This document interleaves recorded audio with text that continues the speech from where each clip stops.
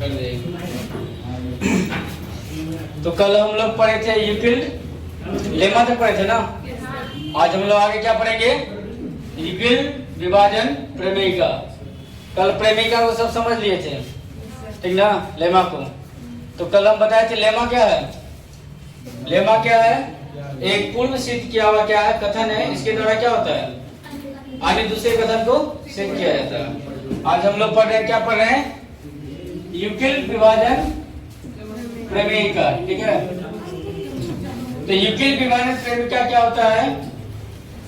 यह ए और बी क्या, यदि धनात्मक संख्या हो, ए और बी यदि धनात्मक संख्याएं हो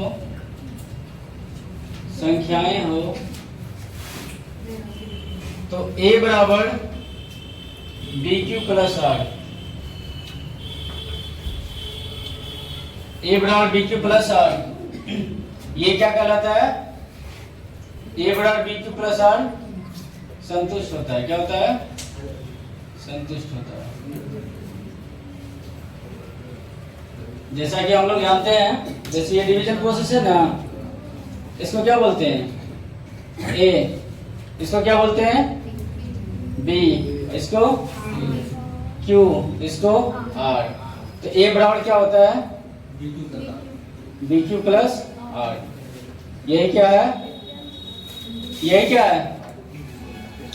यूक्लिड विभाजन क्या है? लेमा है, ठीक ना। तो यहाँ पे ए और बी क्या है? धनात्मक संख्या। क्या है? ए और बी क्या है? धनात्मक संख्या। यहाँ एक इंपॉर्टेंट चीज होता है, यहाँ आर क्या होता है? जहाँ आर बराबर क्या होता है? जहाँ आर क्या होता है, ये क्या होता है? 0 से बड़ा और बराबर। और किससे छोटा होता है? किससे छोटा होता है? जोर से बोलो। क्यू से नहीं, बी से। बी से ना छोटा होगा ये, हाँ। और क्यू क्या होता है? क्यू बड़ा होता है किससे? 0 से और 0 के बराबर। ये ना होता है, ये ऑब्जेक्टिव पूछा जाता है। आर का दे देगा सिंबल, ठीक ना, या क्यू का दे देगा सिंबल, बच्चा दे उसमें से क्या अरिथमेटिक करना है। तो ये दोनों क्या है? यहाँ पे आर का ये रिलेशन होता है, क्यू का ये रिलेशन होता है, ठीक है। अगर जैसे हम लोग एक भागा देते हैं, जैसे 4 से डिवाइड हम लोग कर रहे हैं 7 में, ठीक है। 4 से डिवाइड करें किसमें? 7 में। तो एक और में लगेगा 4, शेषफल कितना आएगा?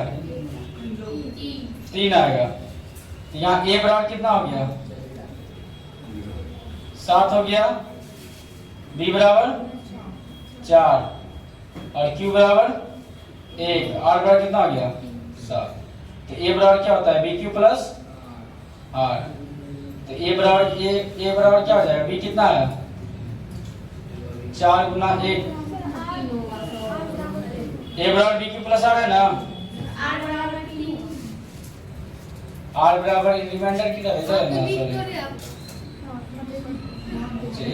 आर बराबर क्या 3 है ना यहाँ पे, तो प्लस क्या हो जाएगा? 3। कितना है? ए बराबर 4 प्लस 3 कितना आ गया? 7 आ गया ना। तो ये आ गया ना 7 के बराबर। तब यहाँ पे जो है, यहाँ क्या समझना है? ये हम बताए शेषफल या तो क्या आएगा? 0 के बराबर आएगा या 0 से बड़ा आएगा। तो यहाँ हम 4 से भागा दे रहे हैं किसमें? 7 में। तो शेषफल क्या हो सकता है? शेषफल क्या आ सकता है? 1 आ सकता है, 2 आ सकता है और 3 आ सकता है। 4 नहीं आएगा शेषफल, क्योंकि 4 जब भी आएगा तो 4 से कट जाएगा। 8 आएगा तो 4 दूना 8 कट गया ना। तो शेषफल या तो 1 आएगा, 2 आएगा, 3 आएगा, क्या आएगा? 0 आएगा। क्या आएगा? 0 किस कंडीशन में आएगा? जैसे हम 4 से डिवाइड दे देंगे, 4 से डिवाइड दे देंगे किसमें? 3 में। तो कितना टाइम से लगेगा? एक बार में लगेगा? नहीं लगेगा। कैसे लगेगा? नहीं लगेगा तो यहाँ 0 बार में लगा देंगे। 0 बार में कितना आ जाएगा? इस कंडीशन में क्या आ गया? इस कंडीशन में क्या आ गया? ये तुम्हारा रिमाइंडर क्या आ गया? 3 आ गया। भागफल क्या आ गया? भागफल तुम्हारा क्या आ गया? 0 आ गया ना। यहाँ पे भागफल क्या है, 0 से बड़ा या क्या आ जाएगा, बराबर आ जाएगा। ठीक है, यहाँ तक हो गया।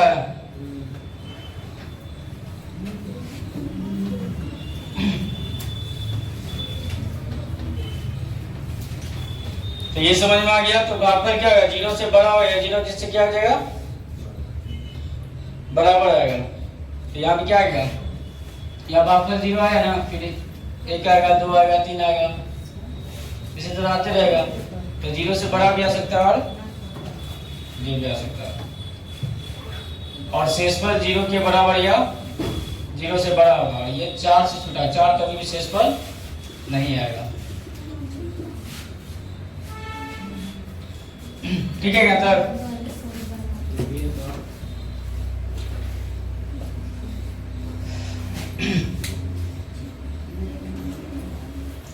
इसमें 2 ऑब्जेक्टिव पूछा जाता है, ये दोनों ऑब्जेक्टिव इंपोर्टेंट है इसका। और इसका प्रयोग किस में किया जाएगा, यूक्लिड विभाजन एल्गोरिथम में।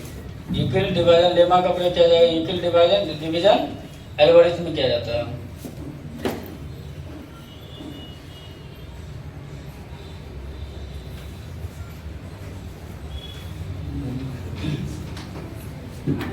ये तो आ गया। यहाँ भागफल 0 आया, अगर शेषफल 0 लाना हो तब किससे भागा देंगे, तो ऐसा संख्या से भागा देंगे जो कि पूरा कट जाए। अगर हम 8 में भाग दें, 4 तो कितना हो गया, 8। तो यहाँ शेषफल क्या आ गया, कट गया, इसका मतलब शेषफल क्या आ गया, 0 आ गया। तो शेषफल यहाँ पे आ गया ना, 0 के बराबर या 0 से बड़ा। ठीक है, तो शेषफल 0 कब आया, जब कंप्लीट कट जाएगा। वैसा नंबर जो 4 से पूरा डिवाइड हो जाए तो शेषफल क्या आ जाएगा, 0 आ जाएगा। डिवाइड से बड़ा होगा तो शेषफल भी क्या आ जाएगा, बड़ा आ जाएगा। ये कहाँ तक जाएगा, 4 से भगा दे रहे तो 3 तक ही जाएगा। अगर 7 से भगा दे रहे शेषफल तो कितना, 6 तक जाएगा ना। 8 से भगा दे रहे शेषफल कहाँ तक जाएगा, 7, यानी 1 कम हो जाता है शेषफल। क्योंकि अगर उसके वहां पहुंचा तो वो कंप्लीट उसको डिवाइड कर देगा, शेषफल क्या हो जाएगा, 0 आ जाएगा। यहाँ तक ओके है, यहाँ तक किसी को प्रॉब्लम नहीं ना। इसमें 2 ऑब्जेक्टिव हमारा इंपॉर्टेंट है, ये दोनों। ठीक ना, यही दोनों पूछता है, ये दोनों ऑब्जेक्टिव से पूछा जाता है। अब इसका यूक्लिड विभाजन लेमा का प्रयोग कहाँ किया जाता है, क्या निकालने के लिए, एचसीएफ निकालने में, यूक्लिड विभाजन एल्गोरिथम में। ठीक है, यहाँ तक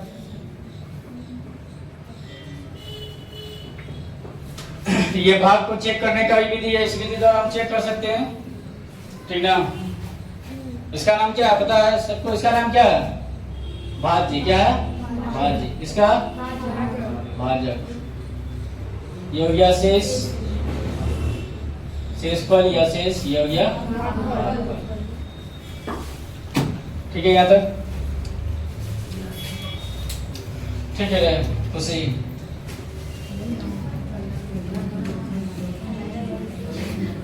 चलिए कर देना।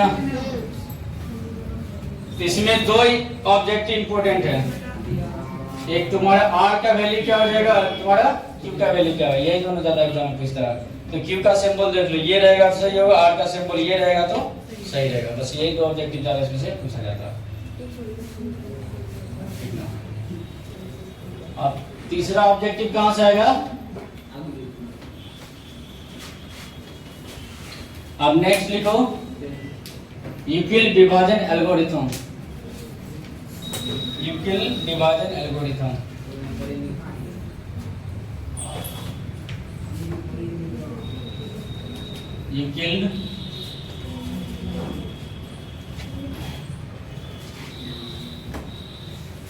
यूक्लिड विभाजन एल्गोरिथम।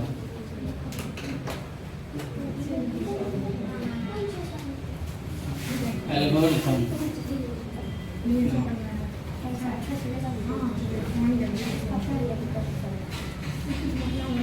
यूक्लिड डिवीजन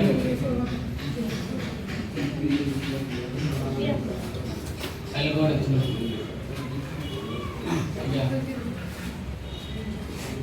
यूक्लिड विभाजन एल्गोरिथम। तो एग्जाम में पूछा जाता है यूक्लिड विभाजन एल्गोरिथम के द्वारा क्या निकाला जाता है? ऑप्शन में रहेगा एलसीएम निकाला जाता है, एचसीएफ निकाला जाता है, शेषफल निकाला जाता है। तो क्या निकाला जाता है? एचसीएफ निकाला जाता है।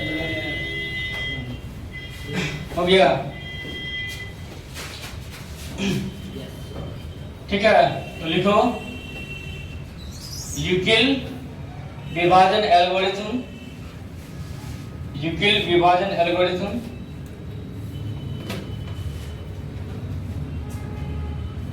यूक्लिड विभाजन एल्गोरिथम एचसीएफ निकालने की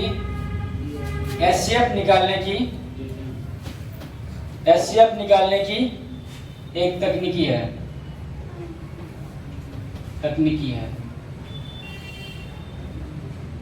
यूक्लिड विभाजन एल्गोरिथम एचसीएफ निकालने की एक तकनीकी है। इसके द्वारा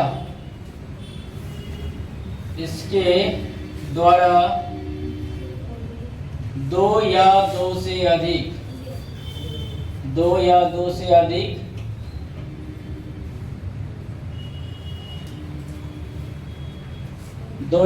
अधिक धनात्मक संख्याओं का एचसीएफ निकाला जाता है।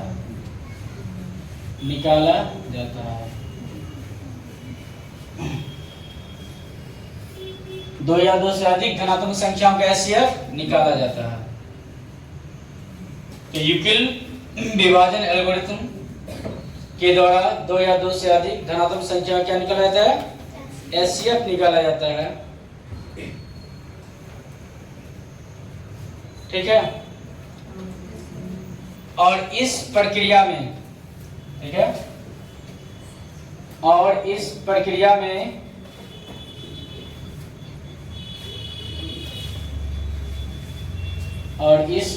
में यूक्लिड विभाजन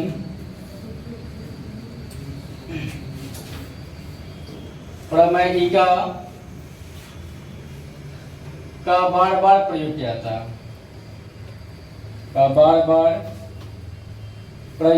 जाता है।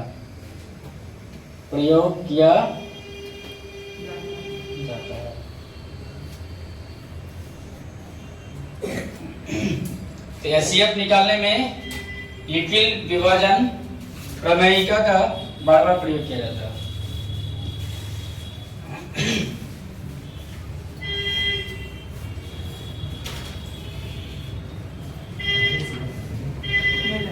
ठीक है,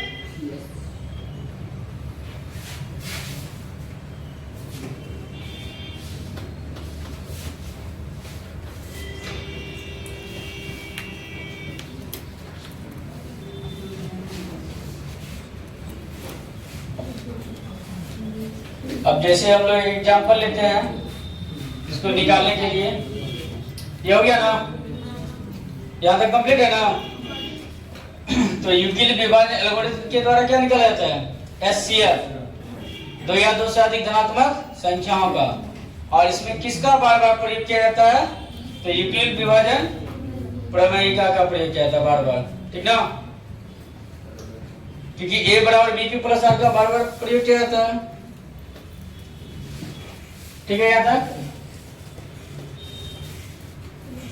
अब जैसे आप एक एग्जांपल लेते हैं,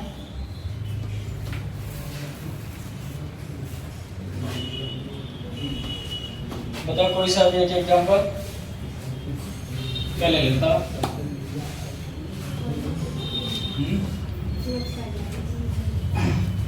क्या ले बताओ?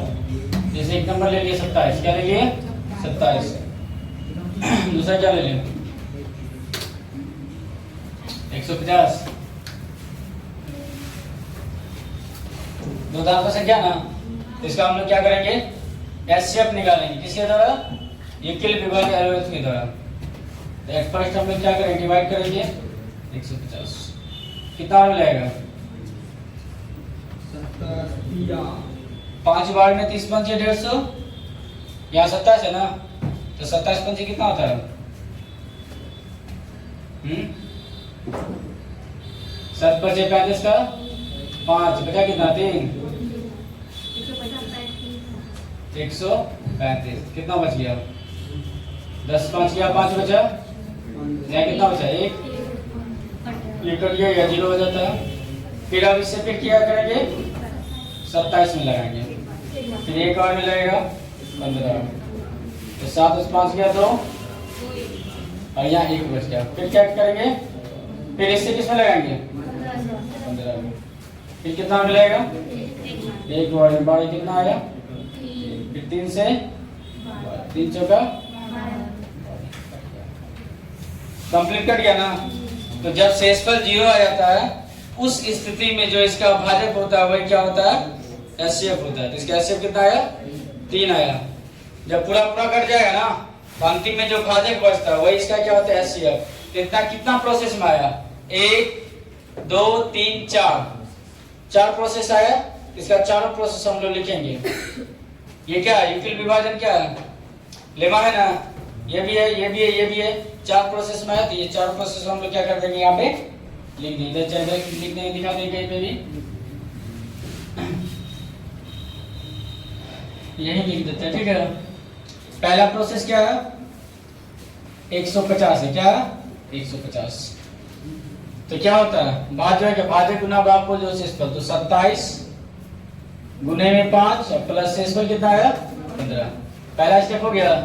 अब दूसरा स्टेप यहाँ देखो 27 तो फिर 27 को तो क्या हो जाएगा भाजक गुना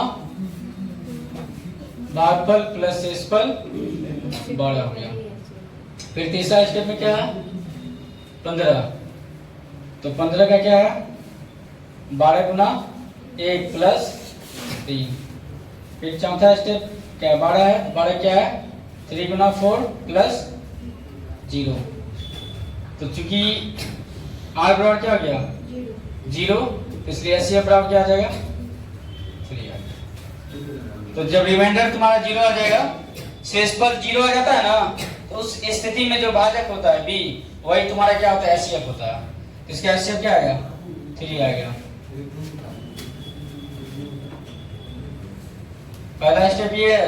सेकंड में इसको लिखे स्टेप इसका लिखे यूक्लिड विभाजन लेमा को बोले थे ना यूक्लिड विभाजन लेमा क्या बार बार प्रयोग होते हैं। यहाँ पे कितना प्रयोग हुआ है 1 2 3 4 फाइनली 4 बार में आंसर आ गया ठीक है।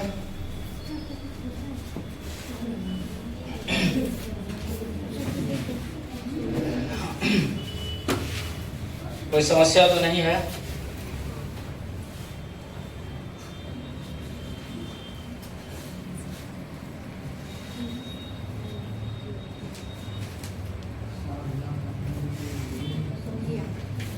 हो गया सबको आ गया समझ में।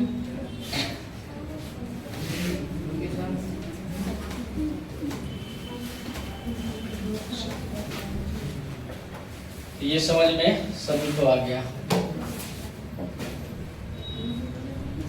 फाइनली अब निकल जाएगा।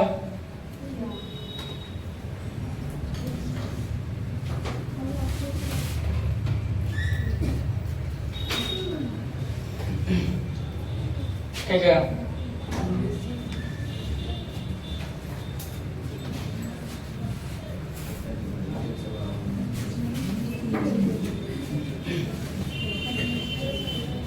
जैसे मैं एक बनाओ तो जैसे 420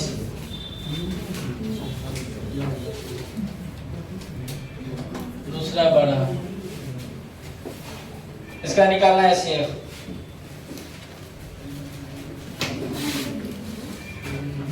निकल जाएगा ना।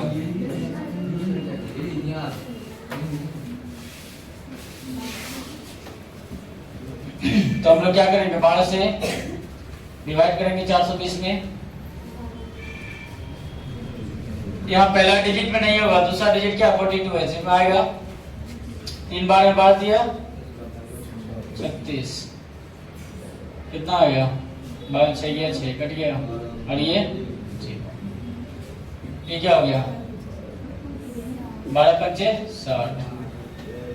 ये कंप्लीट एक ही स्टेप में कट गया, कंप्लीट एक ही स्टेप में कट गया। जब एक ही स्टेप में कट गया तो इसका जो आंसर यही रह जाएगा। क्या रह जाएगा? ये रह जाएगा। तो इसका ऐसे क्या गया कि एक ही स्टेप में कट गया। तो 420 को हम लोग लिख सकते हैं 12 × 35 प्लस में क्या गया 0। यहाँ चूंकि r बराबर क्या गया 0, इसलिए ऐसे बराबर जब एक ही बार में कट जाए तो जो रहेगा तुम्हारा भाजक वही आंसर हो जाएगा। और जब तक नहीं कटेगा तब तक काटेंगे जब तक कि वह नहीं कटेगा। इस प्रकार बार बार इस प्रक्रिया करेंगे तो वो आ जाता है।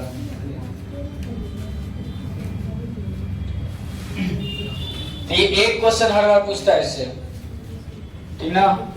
ये 2 मार्क्स से पूछेगा। और यूक्लिड विभाजन एल्गोरिथम द्वारा क्या निकाला जाता है? क्या निकाला जाता है? SCF, हिंदी में रहे तो मौसम। वो ऑब्जेक्टिव में पूछेगा। तो 2 और 1 कितना नंबर हो गया? 3 नंबर हो गया।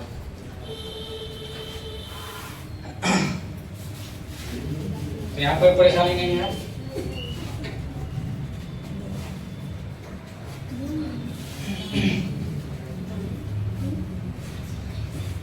तो ये समझ में आ गया ना सबको?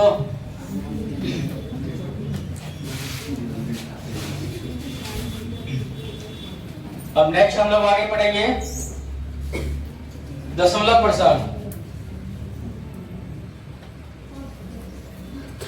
दशमलव प्रसार, डेसिमल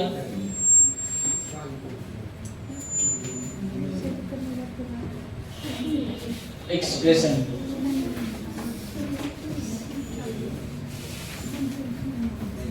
डेसिमल प्रसार, ठीक है। तो डेसिमल प्रसार क्या होता है?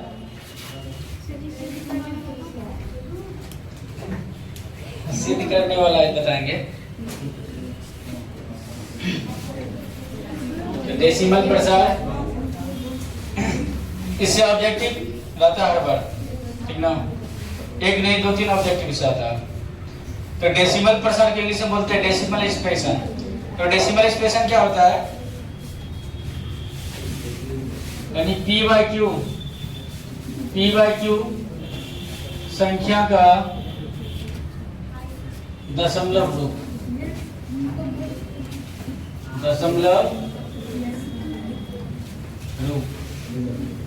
P/Q संख्या का दशमलव रूप दशमलव प्रसार कहलाता है। दशमलव प्रसार कहलाता है।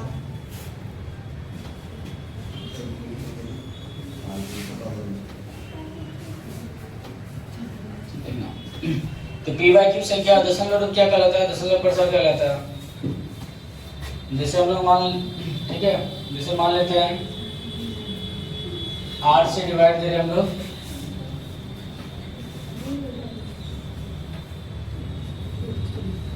542 में, 542 में तो कितना मिलेगा? 8 के 48, कितना आया? 6। ये कट गया, ये कितना आया? अब कितना लगेगा? 8 7 56, 12 में 6 गया, 6 कट गया। अब क्या करो? अब नहीं लगेगा, अब क्या करेंगे? यहाँ दशमलव देंगे, यहाँ 0 देंगे, तो कितना मिलेगा? 8 7 56, कितना आया? 4, फिर 1 0 8 5 40, कट गया ना। यही क्या हो गया? ये इसी क्या बोलते हैं हम लोग? दशमलव प्रसार। दशमलव प्रसार। तो ये कहाँ से आया? ये यहाँ से आया। यानी इसको हम लोग लिख सकते हैं 542/8 का आंसर क्या आ गया? 67.75, 67.75। इसी को हम लोग बोलते हैं दशमलव प्रसार। अब ये दशमलव प्रसार में कोई शांत होता है, कोई अशांत होता है, कोई आवर्ती होता है, कोई अनावृत्ति होता है।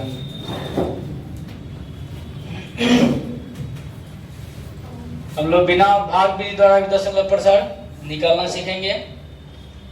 अभी तो भाग दे के बताए हैं।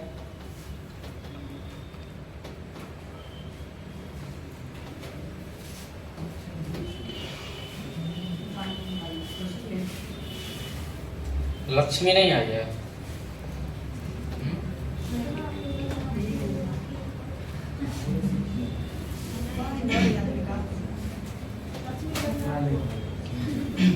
तो दशमलव पद समझ में आ गया ना, सिंपल है। भागा तो भागफल में जो भी आएगा वही क्या कहलाएगा, दशमलव प्रसार कहलाएगा, ठीक ना। तो ये पी वाई क्यूब वाला संख्या रहेगा तो ना भागा देंगे बटे वाला संख्या, ठीक है ना।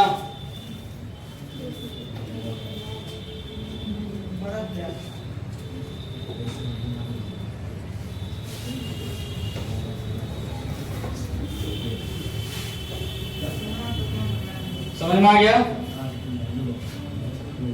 तो संख्या का जो दशमलव रूप होता है वही क्या कहलाता है, दशमलव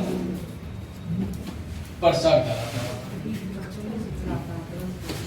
अब हम लोग क्या दशमलव प्रकार क्या होता है, दशमलव प्रसार दो प्रकार होता है। कितना प्रकार होता है, दो। एक क्या होता है शांत दशमलव प्रसार, शांत, और दूसरा क्या होता है, हाँ क्या हुआ, एक शांत दशमलव प्रसार होता है, दूसरा क्या होता है अशांत, अशांत दशमलव प्रसार।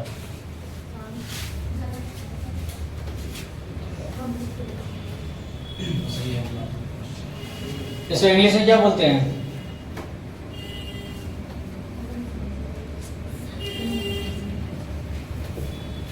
इसको क्या बोलते हैं, टर्मिनेटिंग, टर्मिनेटिंग डेसिमल एक्सप्रेशन। इसको क्या बोलते हैं, नॉन टर्मिनेटिंग,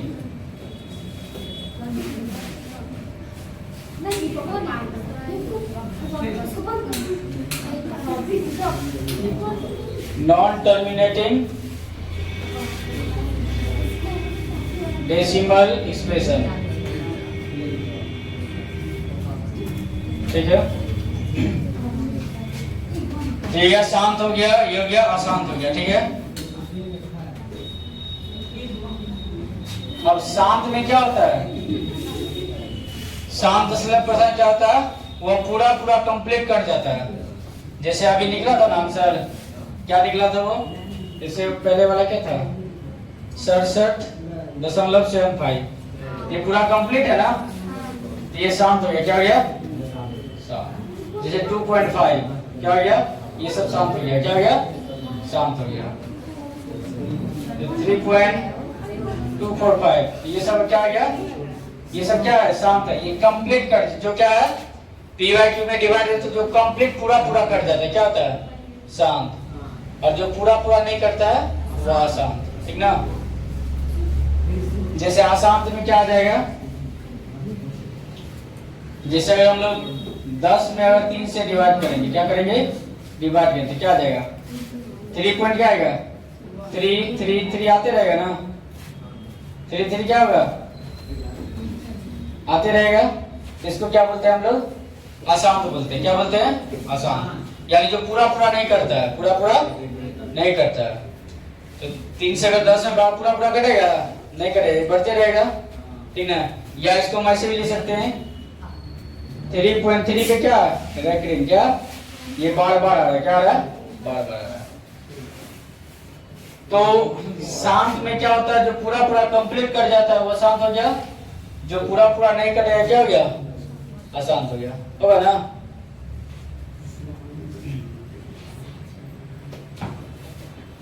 अब ये अशांत क्या होता है, ये भी 2 प्रकार का होता है। अशांत क्या होता है, ये भी क्या होता है 2 प्रकार का होता है। एक क्या होता है अशांत आवृत्ति, क्या होता है अशांत आवृत्ति, और एक होता है अशांत अनावृत्ति, अशांत अनावृत्ति।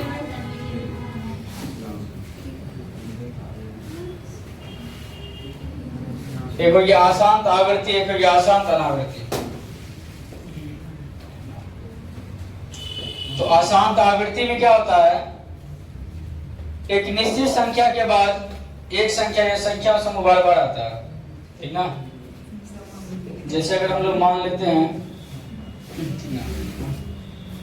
जैसे ये अभी आ रहा था, ये वाला 3 पॉइंट क्या है 33, तो एक निश्चित संख्या के बार बार क्या है, एक संख्या का समूह आ रहा है ना, तो ये अशांत आवृत्ति क्या हो गया।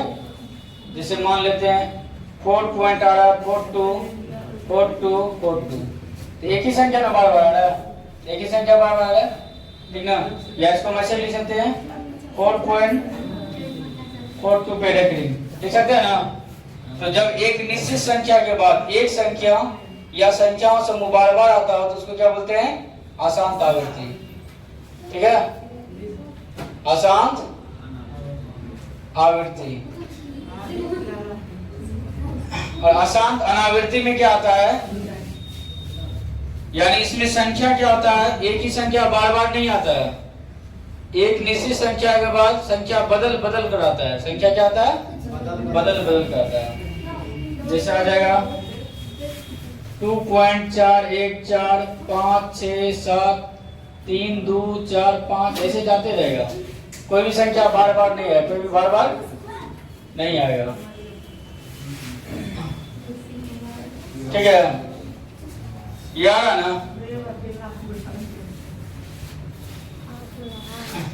ठीक है।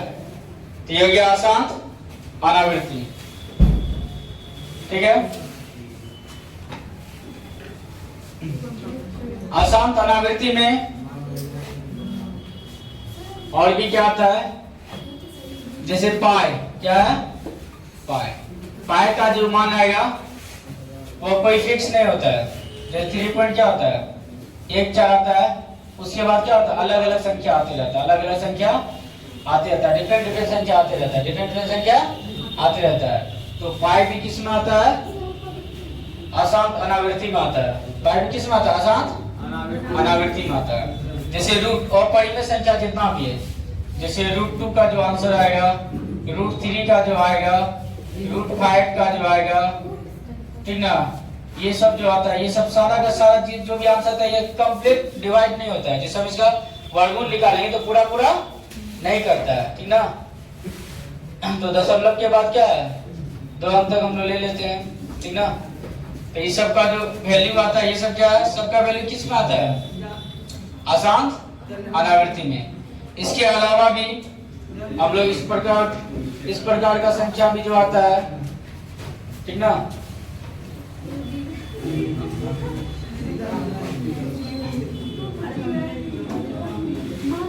जैसे 0.01 001 001 001, इस तरह से क्या हो रहा है, यहाँ एक एक जीरो बढ़ रहा है ना।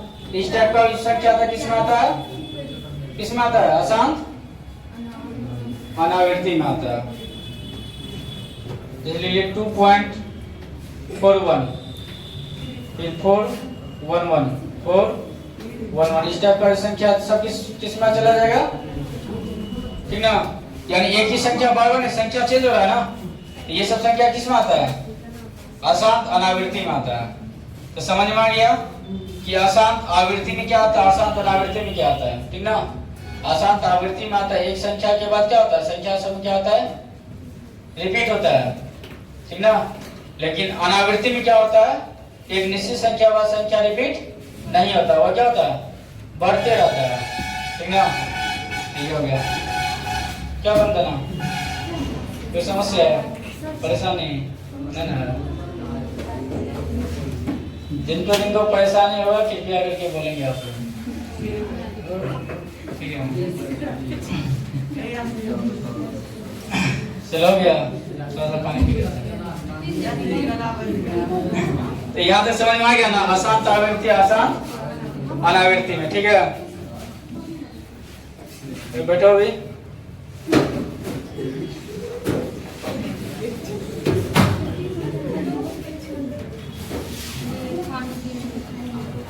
क्या हो गया, चलो गया।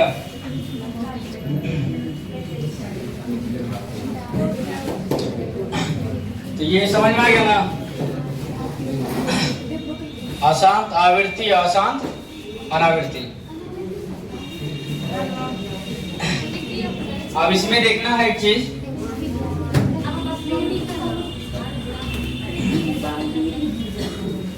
तो अशांत आवृत्ति, अशांत अनावृत्ति सभी को समझ में आ गया है अच्छे तरीका से, कोई परेशानी कोई समस्या नहीं है।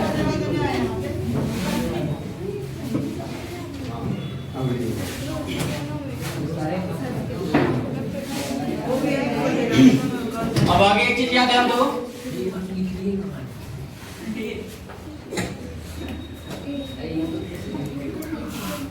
एक क्या था, शांत दशमलव प्रसार था ना,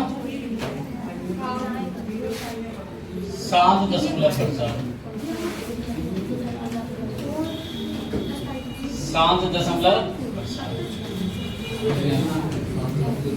ठीक है। दूसरा क्या था, अशांत था,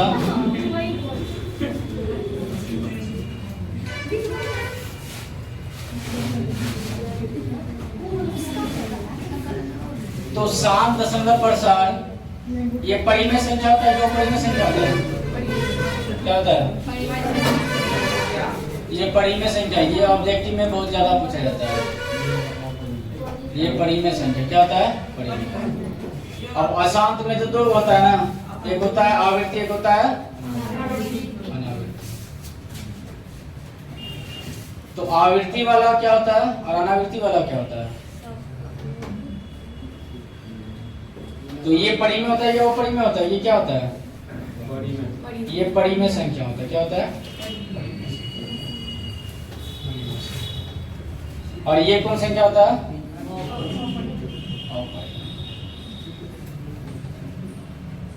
पूछा जाता है। तो अशांत में अगर आवृत्ति होगा तो परिमेय संख्या होगा, अनावृत्ति होगा तो अपरिमेय संख्या होगा, और शांत होगा तो अपरिमेय संख्या होगा, ये तो पता है। अब हम कुछ संख्या लिखते हैं, इसमें बताना है कौन परिमेय होगा कौन अपरिमेय होगा। बिना ऑब्जेक्टिव ये सब ठीक ना, 100% पूछा जाता है, ठीक ना। मैथ में जितना बता देंगे उससे बाहर नहीं आएगा, 100% गारंटी है। नहीं आएगा ना, आएगा तो फिर दूसरा बता देंगे।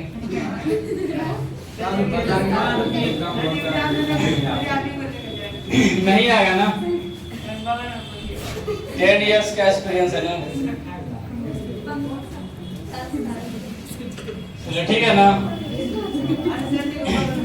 तो सब क्लियर हो गया ना, शांत अशांत परिमेय अपरिमेय सारा क्लियर हो गया। अब हम कुछ संख्या लिखते हैं, ठीक ना। आप लोगों को बताना है कौन सा परिमेय होगा और कौन सा अपरिमेय होगा।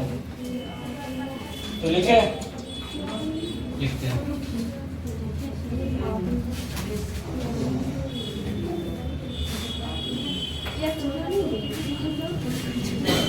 ध्यान दो,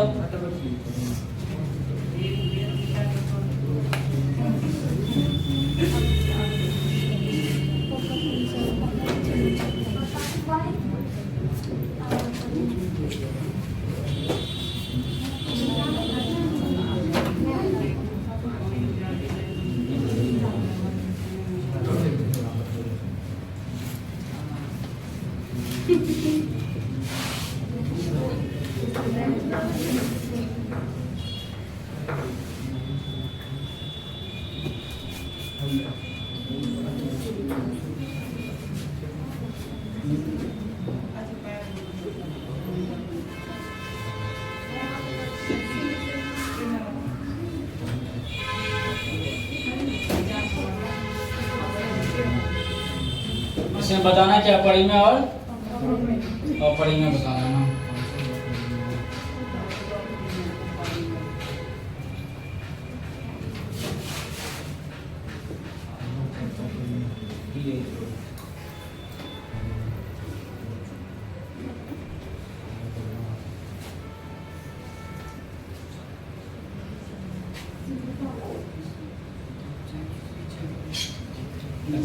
इतना ही पहले देखते हैं।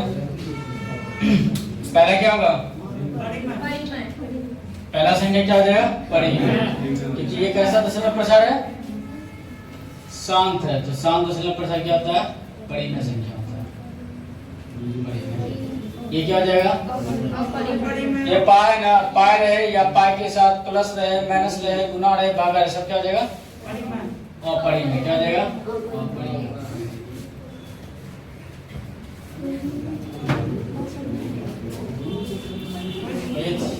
थ्री नंबर का परिमेय की एक संख्या क्या बार बार आ रहा है? 24 24 24, तो ये परिमेय हो गया। ये क्या हो जाएगा? क्योंकि इसका कंप्लीट वर्गमूल नहीं निकलेगा ना, तो ये अपरिमेय ही रह जाएगा। अपरिमेय, ठीक ना? और ये अपरिमेय।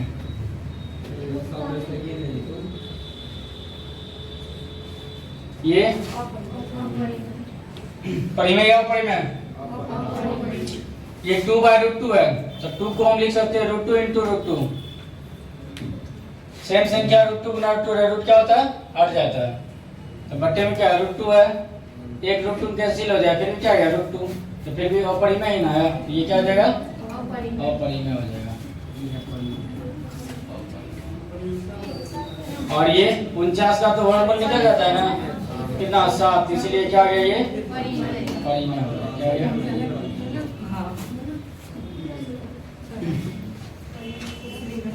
ठीक है। पाई के साथ है ना, चाहे ये कुछ भी आएगा, सब क्या हो जाएगा? पाई अपरिमेय है। पाई के साथ प्लस में 2 आए या माइनस में कुछ आए या गुना में कुछ आए या क्या है? भागा में, तो वो क्या हो जाएगा? अपरिमेय हो जाएगा। ठीक है ना?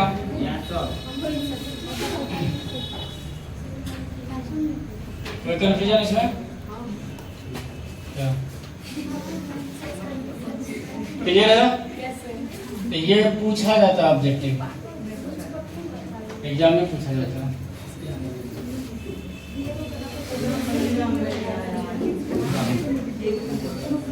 और पढ़ना है ना?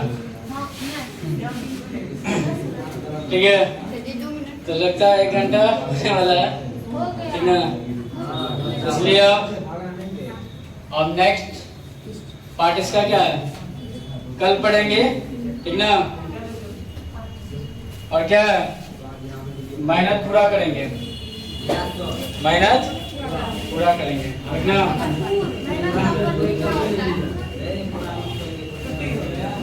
तो ठीक है, आज के लिए इतना ही। Thank you. ठीक है।